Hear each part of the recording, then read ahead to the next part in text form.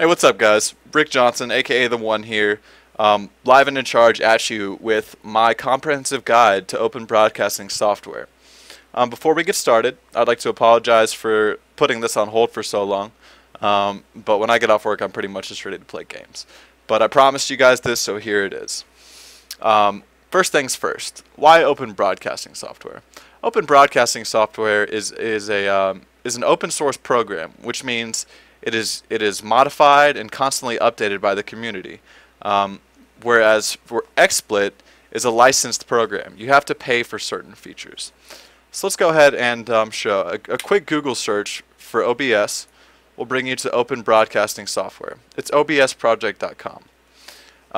OBS is vastly superior for multiple reasons. The first and biggest reason is that it's much less CPU intensive.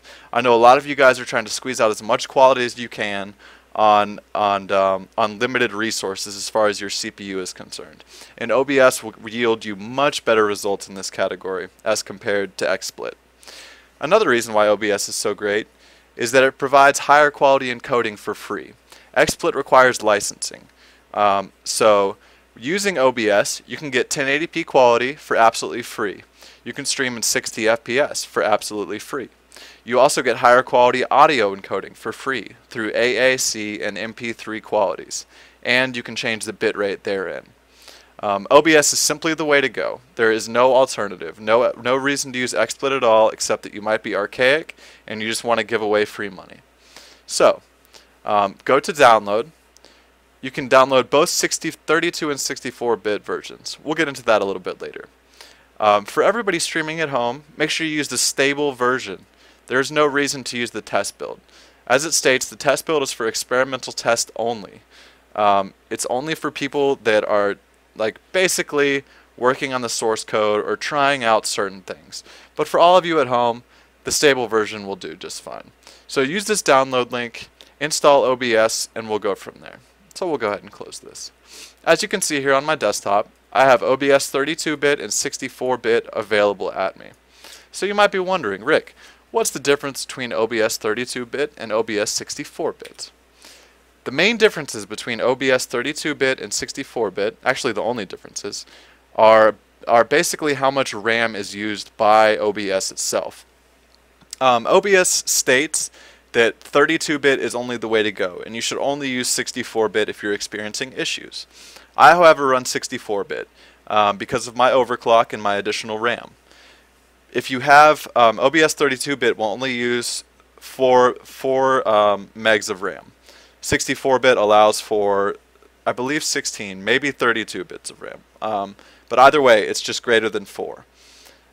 For most of you guys out there, 32-bit is going to be more than an issue. It's going to be more than fine. Only use 64-bit if you're experiencing memory crashes, blue screens of death, freezing, anything like that. Like I said, I personally use 64-bit, but that doesn't mean that you need to use 64-bit.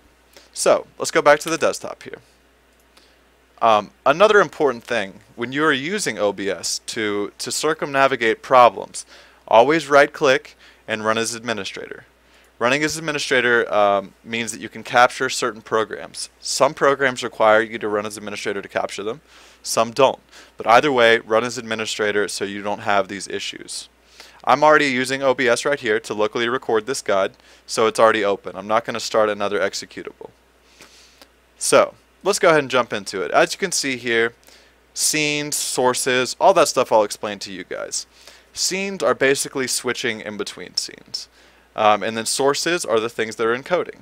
The only thing I have showing right now is my main, which is my desktop. But we'll get into all that. You can see, as I start enabling features here, other things pop up. But basically, I only need to use this for recording the guide. So, let's go ahead and get into the settings, because I think settings is probably one of the biggest problems when people try to set up OBS. The first setting panel is General. Here you can change the language that your OBS uses, and you can change your settings profiles. I'm using local recording to do my Twitch, or I'm using local recording to do this video, but the 1 is my settings for which I use to Twitch. Hold on, I'm getting a message. Let me let her know that I am recording.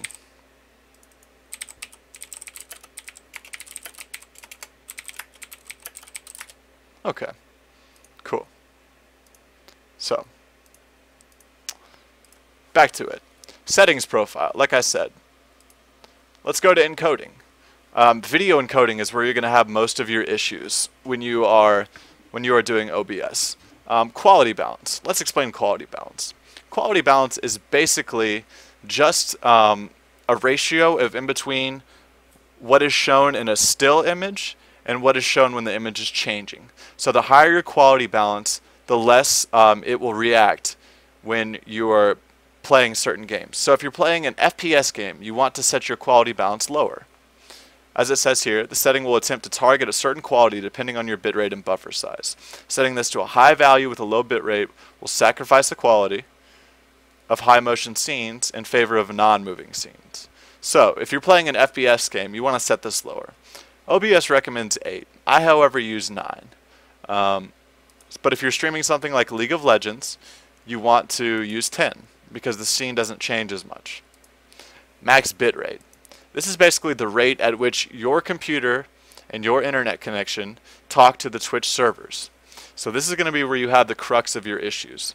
What you want to do is go to speedtest.net and run a setting. Make sure you're not downloading anything. Make sure you don't have anything else open that's using your internet, because that will give you a skewed recommendation of what settings to use.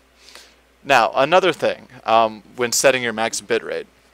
When you run your speed test, you'll get shown what's called a burst upload speed. That is the speed at which your internet can at one time send out a message.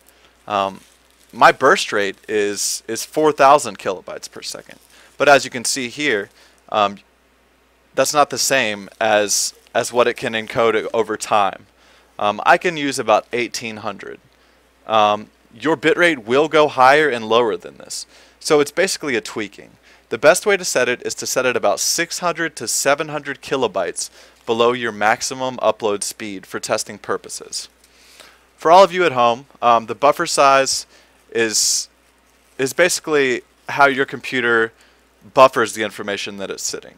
And that affects high motion scenes, as it states right here. The best way to set this is the same as your bitrate. There's really no reason to set it at any other value. So as you can see here, I'm encoding at 1.8 megabytes on both my buffer and my max bitrate.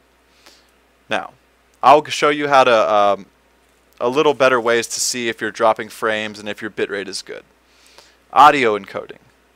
AAC is a higher quality audio codec than MP3, but it's really not too much of a difference. Unless people are using very high expensive headphones or audio equipment, they're not going to notice any difference in any bit rate lower than 128. So I stream at 128 bits. This will also take away from your video quality, so be careful setting this value too high. Like I said, I recommend 128 bit rate and a codec of AAC. Now, broadcast settings. If you're broadcasting on Twitch TV, you want to set this mode to live stream. Streaming service, twitch/JustinTV. The server. Now, basically you want to choose the server that's closest to you. I use the secondary East Ashburn, Virginia. Let me see. Let me open up and show you guys. There is a handy utility you can use to do this. Bam, right here. If you just search in Google for Justin TV ping, you'll get a link to this post. You can also copy and paste this if you're having problems. I will link it below in the video. But download this program right here, and you'll have a screen that looks like this. Basically, you want to choose the server that has the average lowest millisecond ping response time. This will ensure you have the best quality connection to Twitch and you're putting out the best quality stream as possible. Play and pass stream key. Twitch.tv/broadcast. If you're using Twitch, go here, click show key. From here, you want to copy and paste that key into this location right here. Auto reconnect. Sometimes OBS has problems where it will just shut itself off or disconnect from the server. So click auto reconnect. So in case that you do disconnect, you can auto reconnect. You can also set the auto reconnect timeout. The lower the better. Stream delay. I stream with a 0 delay. If you're playing competitive games like League or you don't want to be stream sniped, then set a delay to your stream. This is recorded in seconds. So, if I set this to 10, the delay will be a 10-second in between what's happening on my computer and the stream. Like I said, I use 0. Minimizing network impact. Basically, this is just a fancy setting of how your computer talks to Twitch. You can go ahead and just use this setting. It'll help your internet be a little more stable. Dashboard link. Don't worry about dashboard link. You don't need to use that. If you want to save your streams locally, you can save to file. You can also choose the file path here. Start streaming hotkeys and stop streaming hotkeys. I don't recommend using these. I think clicking the start streaming and stop streaming is very easy. Moving on to video. This here is where you want to set your custom resolution. I use custom because I have 2 monitors. If you're just using 1 monitor, you can use monitor. This is big, guys, right here, resolution downscale. A lot of people want to stream in 1080p. The reason I stream in 720p at a 1.5 resolution downscale is I can squeeze out more FPS. It's less intensive on a lot of people's CPU that are watching.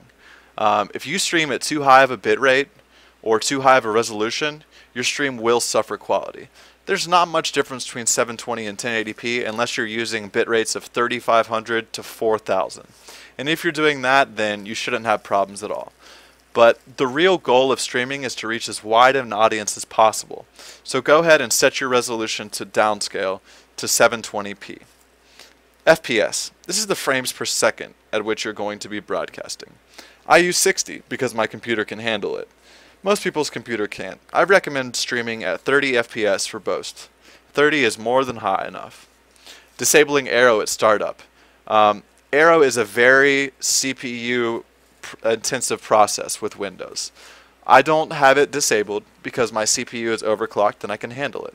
But for most users, like I said, resolution downscale by 1.5 to 720p, an FPS of 30, and disable Aero at startup. Now, moving on to audio. Desktop audio device. Make sure you set this to whatever you're using. I'm using my Logitech G35 headset. So I set my speakers to my Logitech headset, and I set my microphone to my Logitech headset as well. You can also enable push-to-talk with OBS. So you will only transmit whatever you're saying when you push the second. You can also set a delay with the push-to-talk. I wouldn't recommend changing that. You don't need to do that. There's also an option to mute and unmute your desktop. Force microphone and auxiliary to mono. You only need to do this if you have a very archaic sound card or drivers. There's no reason to do this. Mic and aux boost as well. Don't change this unless you're using. This is only for using, like it says, multiple microphones and whatnot. And the same with the mic time offset. This basically is to enable your microphone to be more intact. Mine is a little bit delayed, but I haven't messed with this setting. There's no reason to do this. Advanced.